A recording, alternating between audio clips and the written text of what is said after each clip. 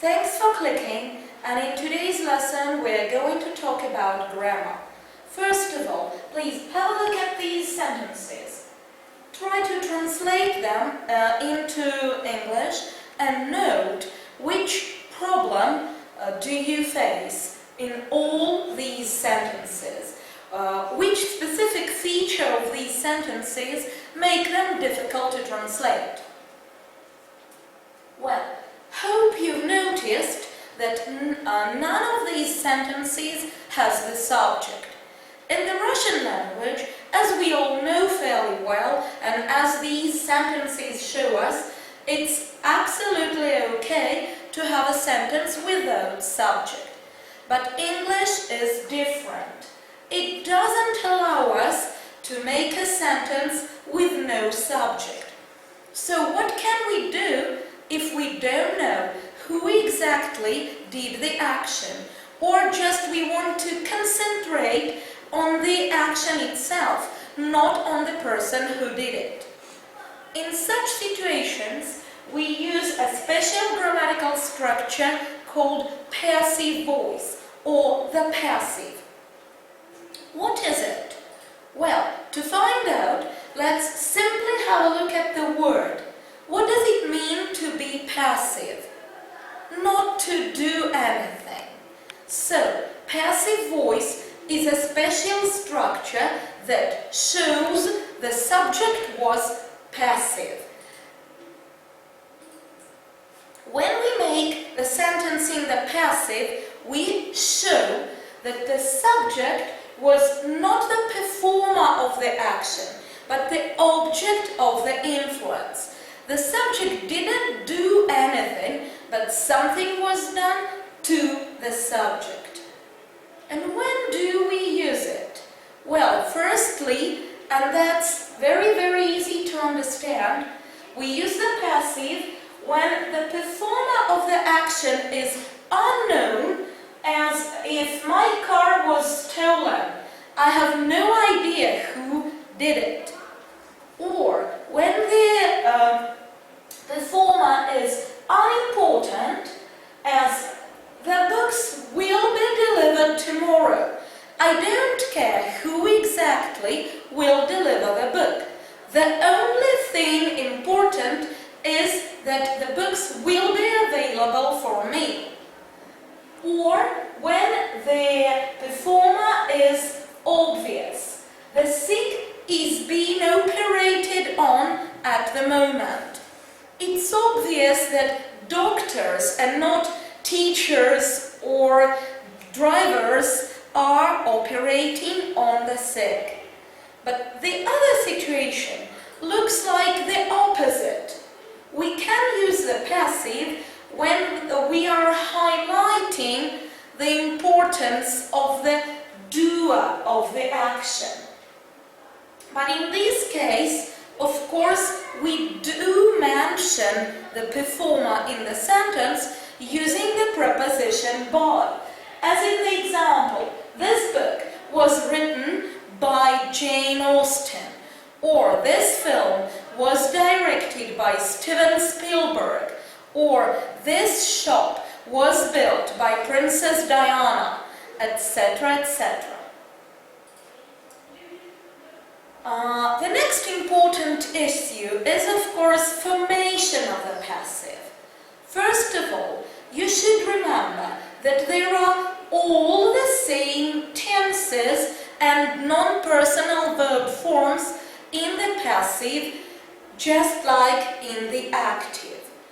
The other question is that not all of them are often used, of course. There are lots of these structures which cannot be used or are very seldom used. But anyway, you can form all the tenses.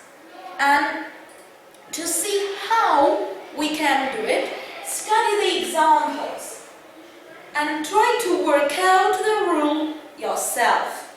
In the active, we say, Helen opened the door. This is in the passive, it becomes, the door was opened when I came. I came and saw the door is not closed, it's open. They are discussing the problem now. Whereas in the passive we say the problem is being discussed. I will have written the essay because the essay will have been written.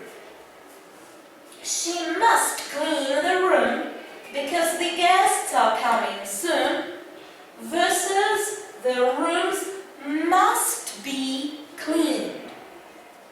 So, I hope you've worked out the general rule that to form any verb form in the passive, we put the verb in this form of the active voice and the main verb in the past participle, in the third form.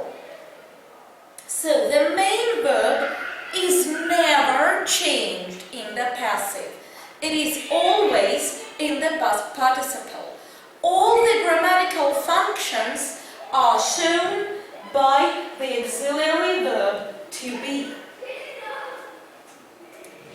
Any tense is formed according to this general rule. And let's see how this works in some most important and most often used tenses. See, present simple. I hope you all remember the forms of the present simple of the verb to be are is, am, are. So in the present simple passive we have is, am, are plus the third form. The work is done. Somebody does this work every weekend, for instance. The work is done every weekend. Past simple. What are the forms of the verb to be in the past simple? I hope you remember they are was and were. So in the past simple passive we have was, were plus the third form. The work was done last week. Somebody did this work last week. Future simple. Will be is the form of the verb to be in this tense. So future simple passive is will be plus past participle. The work will be done tomorrow. Somebody will do this work tomorrow. Present continuous or present progressive. We form the present continuous with is and are plus inform. We put the verb to be in this tense and we have is and are being. So to form present continuous passive we use is and are being plus the past participle. The work is being done right now. Somebody is doing this work at this moment. Past continuous is formed with was, were plus the in form. If we put the verb to be in this tense, we have was, were, being. So consequently, to form a past continuous passive, we need was, were, being plus the third form. The work was being done when I came. Somebody was doing this work. Present perfect is formed with have, has plus the past participle. The past participle of the verb to be is, as you hopefully remember, been. So, to form present perfect passive, we need have or has been plus the third form of the main verb. The work has been done. Someone has done this work already. Past perfect is the same thing, but we use had instead of has or have to show that it's the past. So, had been plus the third form of the main verb. The work had been done when I came. Future perfect is again the same thing, but this time we use will have to show that it's the future. Will have been plus the past participle of the main verb. The work will have been done by next week.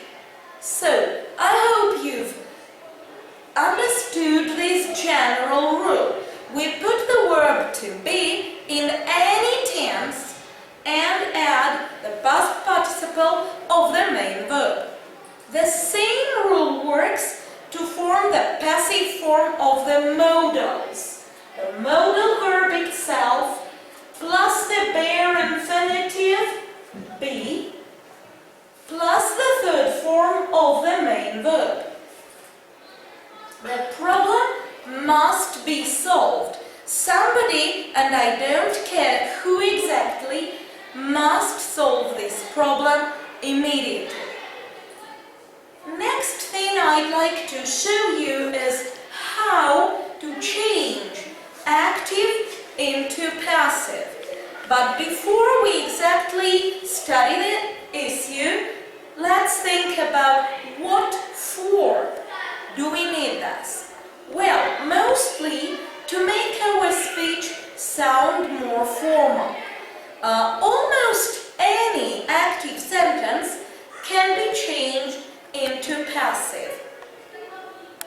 How we do this, let's study using the example. We have a very easy, simple, active sentence. Alexander Bell invented the telephone. The first question we should ask ourselves is who or what was the object of the influence? Who or was changed after the action? And in this sentence, it's obviously the telephone.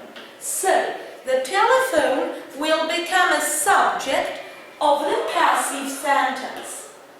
Next, what about the verb? We study the tense, and in this sentence, I hope you see the verb is in past simple, so we need to form the same tense but in the passive voice. Hope you remember, past simple passive is was, were plus past participle. So we put the telephone was invented. And what about Alexander Bell? What about the subject of the active sentence? Well, in some cases, we can omit the agent of the action. But in this case, and in many other cases, we need to mention the doer, the performer of the action. And we do this in the end of the sentence using the preposition by. The telephone was invented by Alexander Bell. Mind you, we use by only to mention the doer, the performer of the action. The house was built by my grandfather. 200 people are employed by this company. And when we need to show the instruments, we use the preposition with. Meat should be cut with a knife. Food in Japan is eaten with chopsticks, and so on. So, that's all for now. If you feel like having some practice, use the attached files with the word exercises and the links to the exercises online.